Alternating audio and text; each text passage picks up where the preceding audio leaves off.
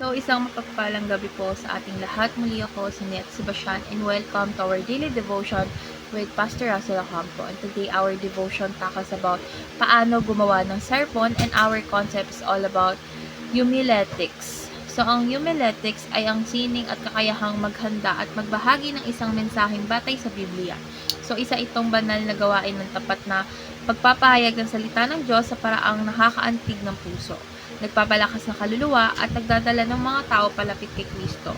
So, ang pangangaral ay hindi lang basta pagsasalita, kundi ang pagbibigay daan sa Diyos na makapangusap sa kanyang bayan sa pamamagitan natin. So, merong sample sermon outline na binigay si Pastor Russell sa ating devotion today. Siyempre, meron dapat yung paksa, pamagat, talata, pag-ibig ng talata. So, yung pag-ibig ng Diyos, for example, John chapter 3, verse 16.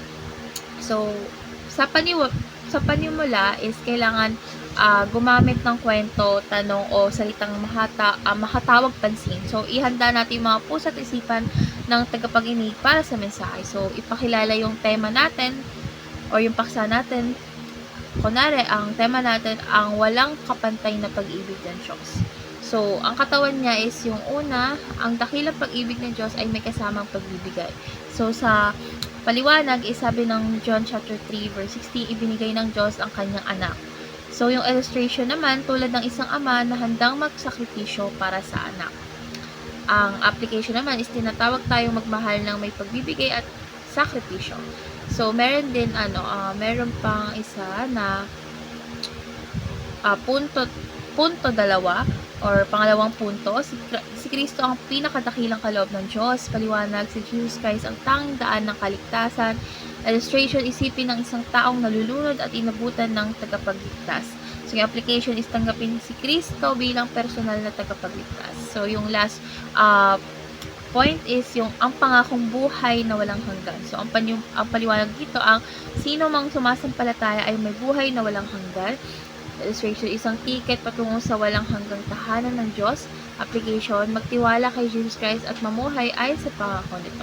So, sa wakas, ibuod yung tatlong punto na in-explain ko kanina: pagbibigay, si Kristo, at buhay na walang hanggan. Pag-iwan ng mga hamon, maging tagapagtanggap at tagapamahagi ng pagbibig ng Diyos. So, yun po yung outline ng sample natin. So, our Bible verse for today is 1 Corinthians chapter 2, verse 1 and 2. Hindi ako nangaral gamit ang matatalino o magagandang salita, kundi si Kristo lamang at ang kanyang pagkapako sa krus.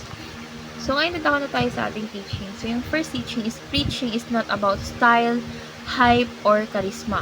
So, ang kapangyarihan ng pangangaral ay hindi nakasalalay sa galing nating magsalita or galing ng tagapagsalita, pero kundi sa katotohanan ng mensahe. So, hindi kasi ito performance, kundi pagsunod ito.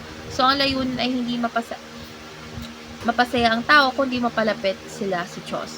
Second is preaching is telling God's truth, not opinion. So, yung tunay na pangangaral ay hindi pagpabahagi ng sariling kuro-kuro or opinion, kundi salita ng Diyos ang ating sinusunod, pinapakinggan. Ito ay pagpapaliwanag ng katotohanan ng Biblia. So, ito yung mensaheng may kapangyarihang magpabago ng buhay. So, last teaching is preaching means being a mouthpiece of God. So, ang tagapangaral ay tagapagsalita ng Diyos, hindi lamang tagapagsalita sa harapan ng tao, dapat tapat niyang ipahayag kung ano ang sinasabi ng Diyos sa kanyang salita. So, ang kanyang papel ay maging daluyan ng mensahe ng langit.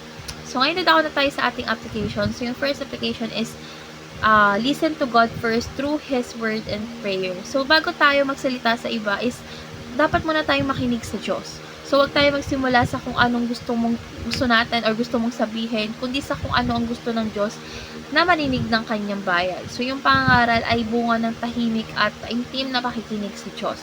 Second, speak from the heart to reach the heart.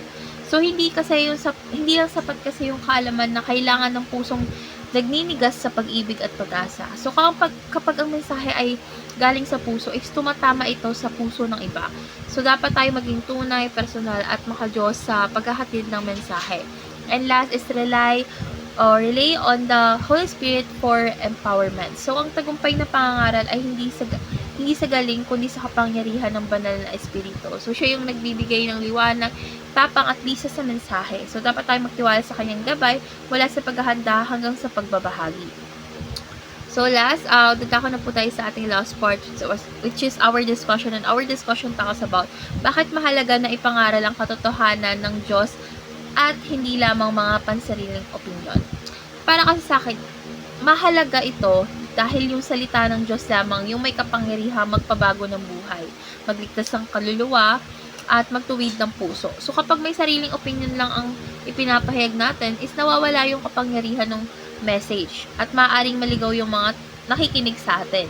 So ang Diyos ang may karapatang mangusap sa kanyang bayan kung kulin nating ipaabot iyon ng tapat, walang dagdag, walang bawas. So yung ating layunin ay hindi palakpakan ng tao, kundi kawalhatian ng Diyos at kaligtasan ng marami. So let's pray po. Lord God, maraming salamat po sa pribilehiyong makapaglingkod sa pamamagitan ng pangangaral ng iyong salita. Lord God, linisin mo po ang aming puso at bigyan mo po kami ng karunungan upang maipahayag ang iyong katotohanan na may tapang, pag-ibig at katapatan. Lord God, turuan mo po kami na makinig muna sa iyo at hayaan kang magsalita sa pamamagitan namin. Sa pangalan ni Jesus, Amen.